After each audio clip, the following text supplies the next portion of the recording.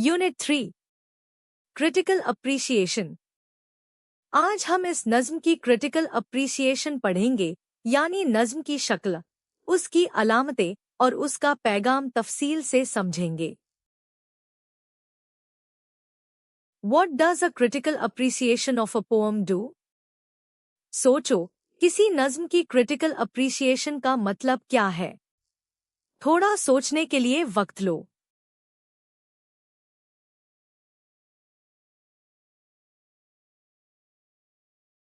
John Milton's On His Blindness, also known as When I Consider How My Light Is Spent, is one of the greatest sonnets in English literature. John Milton की ये नज्म अंग्रेजी अदब के बेहतरीन sonnets में से एक है। इसका दूसरा नाम नज्म की पहली लाइन से लिया गया है। Written after the poet had become completely blind, it transforms a personal misfortune into a profound reflection on faith, duty, patience and divine Providence. ये नज्म शायर के बिल्कुल नाबीना हो जाने के बाद लिखी गई। ये एक जाती सदमे को फेथ, ड्यूटी, पेशेंस और डिवाइन प्रोविडेंस पर एक गहरी सोच में बदल देती है। Although rooted in Milton's own experience, the poem addresses the universal human struggle to find purpose in suffering. हालांकि इसकी बुनियाद मिल्टन के अपने तजुर्बे में है, फिर भी ये नज्म हर इंसान की उस कोशिश की बात करती है जो तकलीफ में मकसद तलाश करता है। The poem is written in the Petrarchan, Italian, sonnet form, consisting of an octave and a sestet with the rhyme scheme Abba Abba CDE CDE. ये नज्म पेट्रार्चन सोनेट यानी इटालियन सोनेट की शक्ल में लिखी गई है, एक ऑक्टेव और एक सेस्टेट और rhyme scheme ABBA, ABBA, CDE, CDE. The octave presents Milton's anxiety that blindness has deprived him of the ability to use his God-given talent in the service of God. Octave में Milton की बेचैनी सामने आती है कि अंधेपन ने उनको वो सलाहियत इस्तेमाल करने से महरूम कर दिया जो खुदा ने उनको दी थी। The sestet offers a resolution through the personified figure of patience, who teaches that true service lies not merely in action but in humble submission to God's will. Sestet इसका हल पेश करता है, पेशेंस की शक्ल में, जो सिखाता है कि असली खिदमत सिर्फ काम में नहीं, बल्कि खुदा की मर्जी के आगे झुकने में है। At the heart of the sonnet is a profound theological dilemma. इस सोनेट के मरक्स में एक गहरा मजहबी उलझाव है। Drawing upon the biblical parable of the talents, Milton fears that he can no longer employ the gift entrusted to him by God. Bible की parable of the talents को सामने रखते हुए मिल्टन को डर है कि अब वो उस तोहफे को इस्तेमाल नहीं कर सकते जो खुदा ने उनको सौंपा था।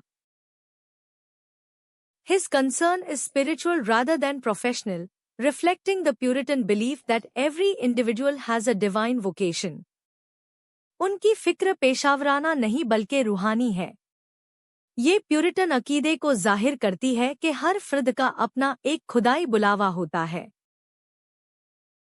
The poem thus becomes a meditation on the nature of service and obedience. इस तरह ये नज्म खिदमत और फरमाबरदारी की हकीकत पर एक गहरा गौर बन जाती है। Milton's use of symbolism greatly enriches the poem. Milton का सिंबलिज्म का इस्तेमाल इस नज्म को बहुत मालादार बना देता है। The word light symbolizes not only physical sight but also intellectual power, poetic inspiration, and spiritual illumination. लफ्ज़ लाइट सिर्फ आँखों की रोशनी की अलामत नहीं, बल्कि अक्ली कुव्वत, शायराना इल्हाम और रूहानी रोशनी की भी अलामत है। Similarly, the talent represents both the biblical gift and Milton's poetic genius.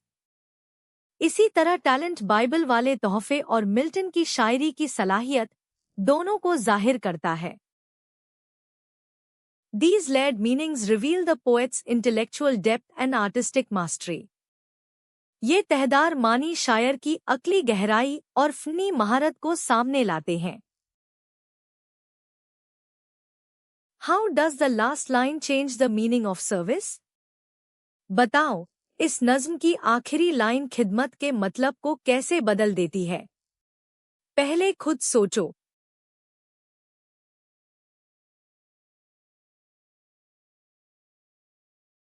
Patient waiting is itself true service to God. सब्र के साथ खड़े इंतजार करना खुद खुदा की सच्ची खिदमत है। The turning point comes when patience reminds the speaker that God is self-sufficient and does not depend on human labor. नज्म का मोड़ उस वक्त आता है जब पेशेंस शायर को याद दिलाता है कि खुदा किसी का मोहताज नहीं, उसे इंसान की मेहनत की जरूरत नहीं। The famous concluding line, "They also serve who only stand and wait," redefines service as faithful acceptance of God's will.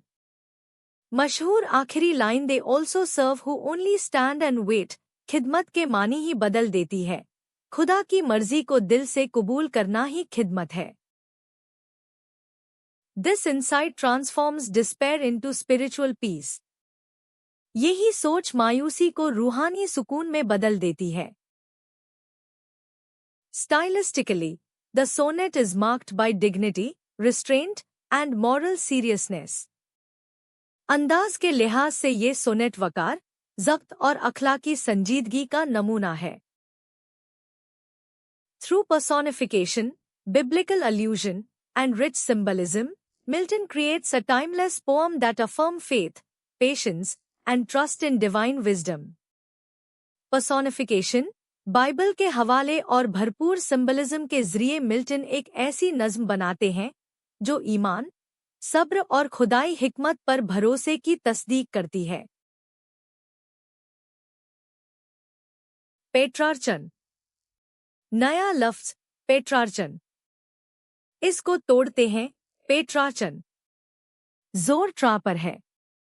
PETRARCHAN। लफ्ज को साउंड के हिस्सों में तोड़कर स्पेलिंग याद करना सबसे आसान तरीका है। Petrarchan the Italian sonnet, an octave then a sestet.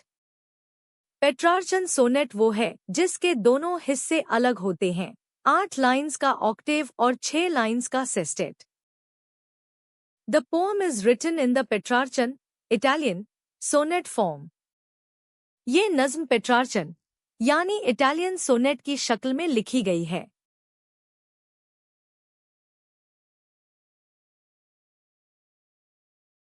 Providence.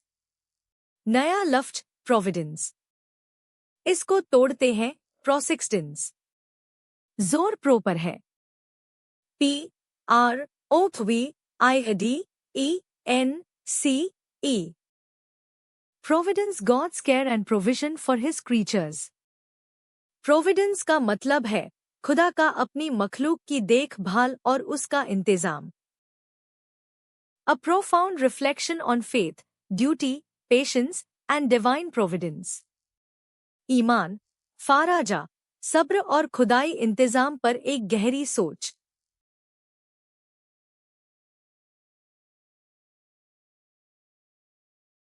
Dilemma. नया लफ्ज डिलेमा। इसको तोड़ते हैं डी। जोर एलियम पर है। DILEMMA। Dilemma hard choice with no easy answer. Dilemma का मतलब है ऐसी उलझन जिसमें दोनों रास्ते मुश्किल लगे।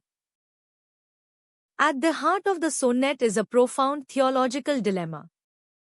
इस सोनेट के मरक्स में एक गहरा मजहबी उलझाव है।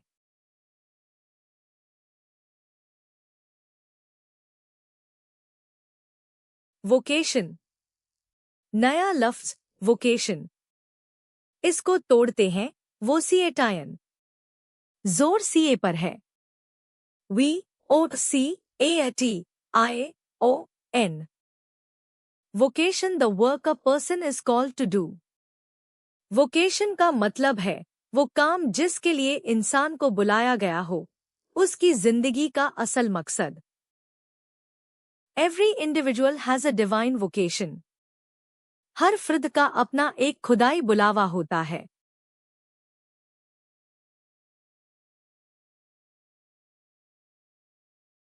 Personified। नया लफ्ज personified। इसको तोड़ते हैं personified। जोर सन पर है। Personified। Personified an idea shown as a living person। Personified का मतलब है किसी ख्याल को इस तरह पेश करना जैसे वो एक जिंदा शख्स हो। The sestet offers a resolution through the personified figure of patience। Sestet इसका हल पेशेंस की इंसानी शक्ल के जरिए पेश करता है।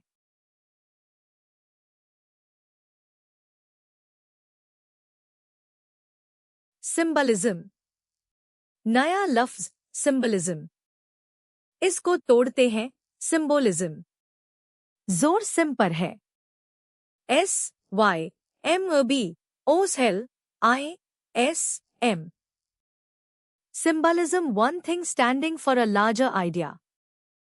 सिंबलिज्म का मतलब है एक चीज को इसलिए इस्तेमाल करना कि वो किसी बड़े ख्याल की अलामत बन जाए। Milton's use of symbolism greatly enriches the poem। Milton का सिंबलिज्म का इस्तेमाल इस नज्म को बहुत मालादार बना देता है।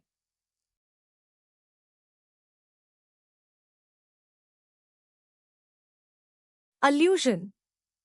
नया लफ्ज अल्यूजन। इसको तोड़ते हैं अल्लूसायन। जोर एल्यू पर है। ALLUSION। Allusion, a hint at a well-known story or book। Allusion का मतलब है किसी मशहूर कहानी या किताब का इशारा बिना उसकी पूरी तफसील बताए। Through personification, biblical allusion and rich symbolism। Personification, Bible के हवाले और भरपूर सिंबलिज्म के जरिए।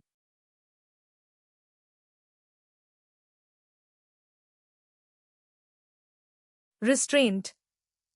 नया लफ्ज रिस्ट्रेंट। इसको तोड़ते हैं रिस्ट्रेंट। जोर स्ट्रेंट पर है। RESTRAINT। Restraint holding feeling firmly under control. Restraint का मतलब है जब्त, अपने जज्बात को काबू में रखना, शोर ना मचाना। The sonnet is marked by dignity, restraint and moral seriousness। ये सोनेट वकार, ज़ब्त और अखलाकी संजीदगी का नमूना है।